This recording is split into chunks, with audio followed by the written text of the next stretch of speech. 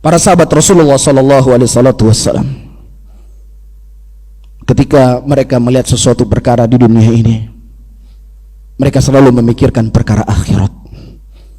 Ada sebagian para sahabat melihat ada orang yang memanaskan besi, dia pingsan karena memikirkan bagaimana dahsyatnya panasnya api nerakanya Allah Rabbul Alamin. Dan di antara hikmah durus yang bisa kita petik dari ibadah haji, semua manusia berkumpul dengan pakaian yang sama di sebuah lembah yang sangat luas, yang mereka bermunajat kepada Allah Rabbul Alamin. Ini mengingatkan kita dengan kampung akhirat, saudara-saudaraku. Mengingatkan kita kepada yaumul qiyamah. Mengingatkan kita semua akan kembali kepada Allah Subhanahu wa taala. Akan mempertanggungjawabkan seluruh apa yang telah kita amalkan di dunia ini. Akan mempertanggungjawabkan seluruh apa yang pernah kita ucapkan di muka bumi ini. Sampai-sampai Rasulullah sallallahu alaihi wasallam mengkhabarkan kepada Aisyah radhiyallahu taala anha, yub'atsun nasu yaumal qiyamah. Manusia nanti dibangkitkan di yaumul qiyamah dalam keadaan mereka tidak disunat, dalam keadaan mereka tidak punya sendal, dalam keadaan mereka telanjang.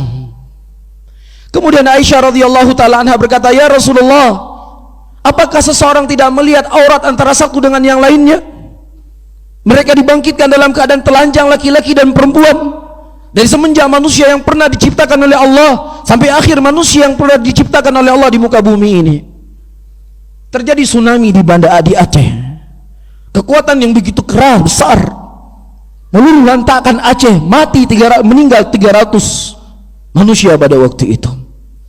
Tapi masih sempat berpikir untuk mengambil televisi, masih sempat berpikir untuk mengambil harta di bawah kasur yang dia simpan, masih sempat untuk mengambil sarung. Padahal musibahnya begitu dahsyat terjadi. Tapi di yaumul qiyamah para hadirin, ketika Aisyah radhiyallahu taala anha bertanya dengan pertanyaan yang cukup normal, "Ya Rasulullah, tidakkah mereka akan saling melihat antara satu dengan yang lainnya?" Kemudian Nabi sallallahu alaihi wasallam mengatakan, "Ya Aisyah, perkara yaumul qiyamah adalah perkara yang sangat mengerikan, perkara yang sangat dahsyat, sehingga seseorang tidak sempat berpikir untuk melihat aurat satu dengan yang lainnya. Bahkan seorang ibu, kalau sekian tahun dia tidak bertemu dengan anaknya, ketika dia bertemu dengan anaknya pasti dia akan peluk. Seorang suami dengan istri yang sudah lama tidak bertemu pasti akan rindu dan kangen. Tapi tidak berlaku di yaumul qiyamah. Tidak berlaku ketika manusia dikumpulkan di padang mahsyar. Allah Subhanahu wa taala menyebutkan dalam ayatnya, "Yauma yafirru mar'u min akhihi wa ummihi wa abihi wa sahibatihi wa banihi likulli imri'in minhum yauma idzin sya'nu yughni." Hari ini anak kita bisa membantu kita, hari ini orang tua kita bisa membantu kita, hari ini harta yang kita miliki bisa membantu kita, hari ini jabatan yang kita punya bisa membantu kita dan menolong kita. Tapi di yaumul qiyamah Allah ingatkan kita semuanya, saudara-saudaraku muslimin, sebagai bentuk kasih sayang Allah kepada kita, untuk kita persiapkan diri menyambut datangnya hari kiamat. Yauma yafirru mar'u min akhihi, hari di mana seseorang akan lari dari temannya, lari dari ibunya, lari dari bapaknya, lari dari sahabat-sahabatnya. Setiap manusia pada waktu itu sibuk untuk memikirkan diri mereka masing-masing. Allah Subhanahu wa taala di tengah kengerian manusia menunggu apakah dia akan masuk surga ataukah dia masuk neraka. Allah mengatakan lillahil mulkul yaum, hanya milik Allah kerajaan hari ini. Mana para raja semua di dunia? Jangankan kita orang-orang yang banyak berbuat dosa, jangan kita orang-orang yang berbuat maksiat siang dan malam, yang masih sedikit amalan yang telah kita kumpulkan untuk bertemu dengan Allah, para nabi, para rasul yang mereka sudah dijamin masuk surga.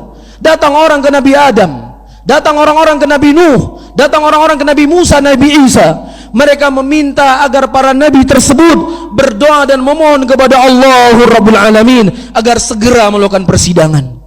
Penantian yang sungguh mengerikan. Fariqun fil jannah wa fariqun fis sa'ir. Satu kelompok berada dalam surga dan satu kelompok berada dalam nerakanya Allah Rabbul Alamin. Tidak ada kelompok yang ketiga. Di tengah penantian tersebut mereka mendatangi para nabi.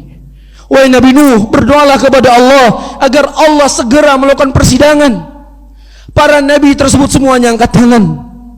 Mereka berkata, Adam berkata, saya telah makan buah yang ada dalam surga yang Allah melarang saya untuk memakannya, sehingga tidak berani saya meminta kepada Allah. Nabi Musa alaihissalam pernah memukul seseorang tanpa sengaja, tanpa sengaja, bukan dosa. Kemudian orang tersebut mati. Dengan sebab ini beliau tidak berani mengangkat wajahnya berdoa kepada Allah Rabbul Alamin. Di mana kita kira-kira saudara-saudaraku muslimin? Di mana kita di hari itu?